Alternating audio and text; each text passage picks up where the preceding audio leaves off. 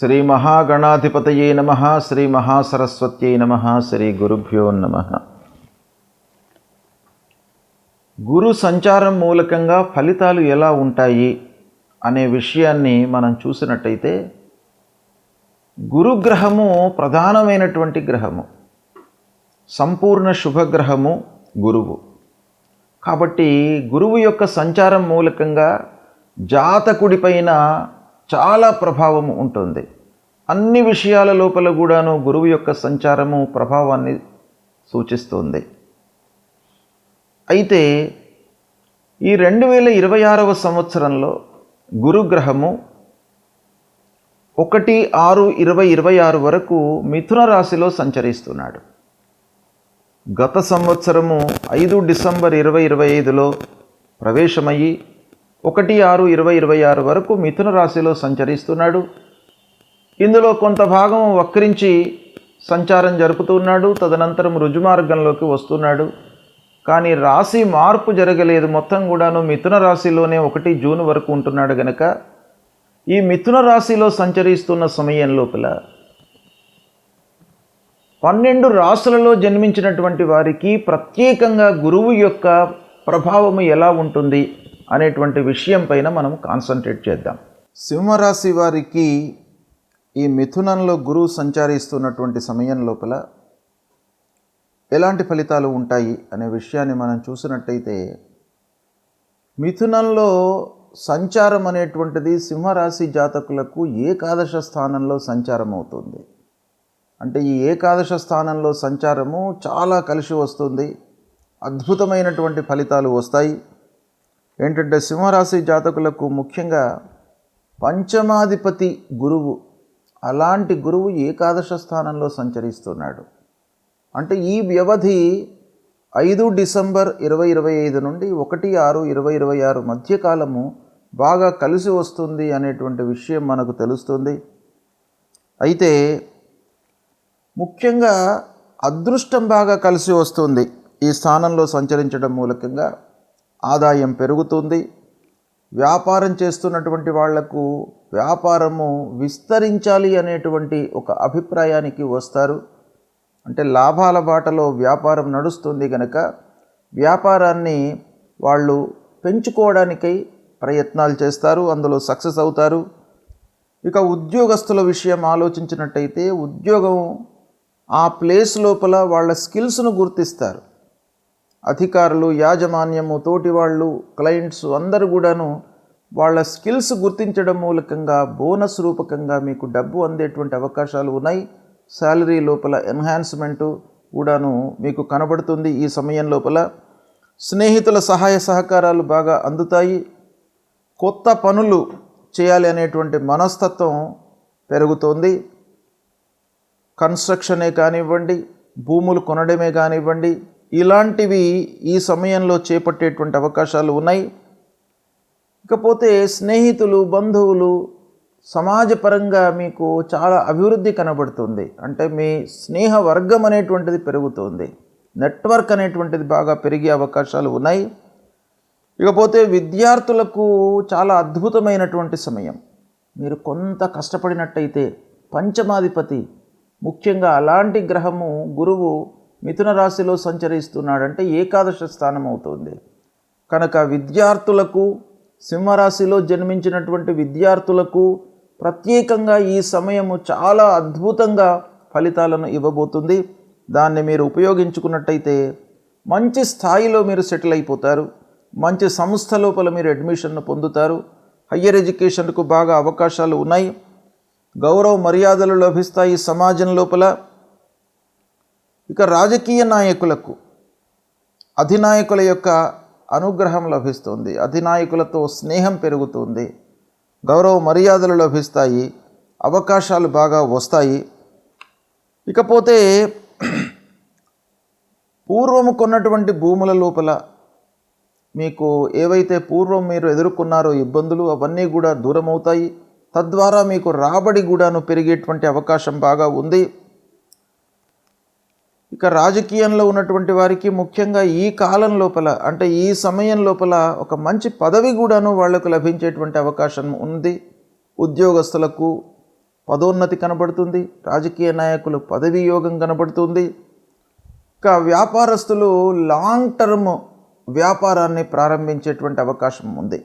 అంటే long term ప్రాజెక్టులను మీరు ఈ సమయం లోపల ప్రారంభిస్తారు. రియల్ ఎస్టేట్లో ఉన్నటువంటి వాళ్ళకి చాలా సక్సెస్ రేట్ కనబడుతుంది ఈ సమయం లోపల. ముఖ్యంగా తల్లిదండ్రులు వాళ్ళ పిల్లల విషయంలో మంచి నిర్ణయాలు తీసుకుంటారు. వాళ్ళ యొక్క పెళ్లి విషయమే కానివ్వండి, ఉద్యోగమే కానివ్వండి, వాళ్ళ సెటిల్మెంట్ విషయం లోపల మంచి నిర్ణయాలు తీసుకొని ఒక మంచి స్థాయి లోపల పిల్లలను నిలపడానికై అన్ని విధాలుగా ప్రయత్నాలు చేస్తారు. వివాహాది ప్రయత్నాలకు అద్భుతమైనటువంటి సమయం ఇది, అనుకూలిస్తుంది. సంతానం లేనటువంటి వాళ్లకు, సంతానం కొరకు ఎదురు చూస్తున్నటువంటి వారికి ఈ సమయం బాగా అనుకూలిస్తుంది. ఇక వ్యాపారం కూడాను నిరాటంకంగా కొనసాగుతుంది. కోర్టు వ్యవహారాలు లాభిస్తాయి. మానసికంగా మీరు చాలా సంతృప్తిగా ఉంటారు. యాత్రలు, తీర్థయాత్రలు, దైవ దర్శనాలు చేసుకోవడానికై అనుకూలంగా ఉంది. హెల్త్ విషయంలో కొంత జాగ్రత్తలు తీసుకోవాలి.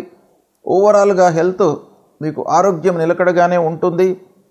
ఇకపోతే మిత్రులతో మాట్లాడేటప్పుడు కొంత జాగ్రత్తలు తీసుకోండి. భావోద్వేగాలకు లోను కాకుండా జాగ్రత్తగా ఓపికతో మీరు మాట్లాడినట్టయితే ఈ సమయము మీకు అద్భుతమైనటువంటి ఫలితాలను ఇస్తుంది. ఆశించినటువంటి ఫలితాలను ఇవ్వబోతుంది.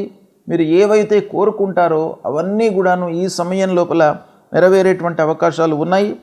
ఓవరాల్గా మనం చూసినట్టయితే ఈ మిథున రాశిలో సంచరిస్తున్నటువంటి సమయం లోపల సింహరాశి జాతకులకు 70% మంచి ఫలితాలు కనబడుతున్నాయి. చాలా శుభయోగము. ఫలితాలను నెమ్మదిగా మీరు గ్రహిస్తూ వాటిని అనుకూలంగా మలుచుకున్నట్టయితే ఒక అద్భుతమైనటువంటి స్థితిని మీరు పొందేటువంటి అవకాశాలు బాగా ఉన్నాయి. కుటుంబ వాతావరణం మీకు చాలా అనుకూలంగా ఉంటుంది. భవిష్యత్తు కొరకై మీరు బాటలు వేస్తారు ఈ సమయంలో. ఈ విధంగా సింహరాశి జాతకులకు ఈ సమయము చాలా అనుకూలంగా ఉంది. మీరు ఉపయోగించుకోండి, సత్ఫలితాలను పొందుతారు. గురువు మిథున రాశిలో సంచరిస్తున్నటువంటి సమయం లోపల మన జన్మరాశికి 2, 5, 7, 9, 11 స్థానాలలో సంచరిస్తున్నట్టయితే, అంటే మన జన్మరాశి నుండి 2వ స్థానంలో కానివ్వండి, 5వ స్థానంలో కానివ్వండి, 7వ స్థానంలో కానివ్వండి, 9వ స్థానంలో కానివ్వండి, 11వ స్థానంలో కానివ్వండి సంచరిస్తున్నప్పుడు గురువు మనకు శుభ ఫలితాలను ఇస్తాడు. కనుక ఈ సమయంలో మనము గురువు విషయమై పరిహారం చేసుకోవాల్సినటువంటి అవసరం లేదు. కేవలం మీరు గురువును సందర్శించుకోవడము, నిత్యము పూజించేటువంటి దేవతను పూజించినట్టయితే మీకు సరిపోతుంది. ఇక 1, 4, 10, 12 స్థానాలలో సంచరిస్తున్నప్పుడు మధ్యమ ఫలితాలను ఇస్తాడు. మధ్యమ ఫలితాలు అనంటే మనము ఎఫర్ట్స్ పెడితే మనకు ఆ శుభం అనేటువంటిది మన వైపుకు వస్తుంది. అంటే స్కిల్స్ను ప్రదర్శించి ఎఫర్ట్స్ పెట్టి మనం పనులు చేసినట్టయితే సత్ఫలితాలను పొందుతాము మధ్యస్థంగా ఉన్నటువంటి సమయం లోపల. అయితే ఈ సమయంలో మనము కొన్ని పరిహారాలు చేసుకోవాలి. ఎందుకంటేను మనము శ్రద్ధతో పనులు చేయడానికి భగవంతుడి యొక్క అనుగ్రహం కూడాను కావాలి. ఆ శ్రద్ధ అనేటువంటిది మనకు కలగాలి. శ్రద్ధతో పనులు చేయాలి అని అంటే మనకు ఆ ఇంట్రెస్ట్ అనేటువంటిది రావాలి. కాబట్టి భగవంతుడి అనుగ్రహం కావాలి. ఇక అదేవిధంగా 3, 6, 8 స్థానాల్లో సంచరిస్తున్నప్పుడు ప్రతికూలమైనటువంటి ఫలితాలను ఇస్తాడు గురువు. కాబట్టి ఓవరాల్గా మనం చూసినట్టయితే మధ్యస్థంగా ఉన్నప్పుడు, ప్రతికూలంగా ఉన్నప్పుడు తప్పకుండా మనం పరిహారాలు చేసుకోవాలి. అయితే గురువు విషయంలో మనం ఏం పరిహారం చేసుకోవాలి అనే విషయాన్ని మనం చూసినట్టయితే, గురువు సంబంధించినటువంటి మూలమంత్రం ఉంటుంది. దేవానాంచ ఋషీణాంచ గురుం కాంచన సన్నిభం వందనీయం త్రిలోకానాం తన్నమామి బృహస్పతిం అనేటువంటి ఈ మూలమంత్రాన్ని ప్రతినిత్యం కూడాను ఒక 16 మార్లు మీరు జపించినట్టయితే ఆ గురువు యొక్క అనుగ్రహం లభిస్తుంది. అంతేకాకుండా సద్గురువులను సందర్శించుకోండి.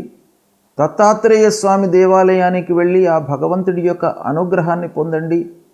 దక్షిణామూర్తి స్తోత్ర పారాయణాన్ని చేయండి. అన్నిటికంటే ముఖ్యమైనటువంటిది గురువు యొక్క అనుగ్రహం రావడానికి తల్లిదండ్రులను సేవించండి. మాతృదేవో భవ పితృదేవో భవ అన్నారు. కాబట్టి తల్లిదండ్రులే మనకు గురువులు, తల్లిదండ్రులే భగవంతుడు. కాబట్టి తల్లిదండ్రులను ప్రతినిత్యం కూడాను సేవించడము, వాళ్ళ యొక్క బాగోగులు తెలుసుకోవడము, వాళ్లకు కావలసినటువంటి పనులను చేసి పెట్టడము, వాళ్ళ యొక్క మనస్సును నొప్పించకుండా వాళ్ళను సంతృప్తిపరిచినట్టయితే మీకు తప్పకుండా ఆ తల్లిదండ్రుల యొక్క అనుగ్రహం లభిస్తుంది. తద్వారా భగవంతుడి యొక్క అనుగ్రహం కూడాను మీకు లభిస్తుంది. కనుక అందరూ కూడాను గురువు ప్రతికూలంగా ఉన్నప్పుడు మీరు తల్లిదండ్రులను సేవించండి. వాళ్లకు కావలసినటువంటి విషయాలపై మీరు మనస్సు నిలపండి. తద్వారా మీకు శుభం జరుగుతుంది. శుభం.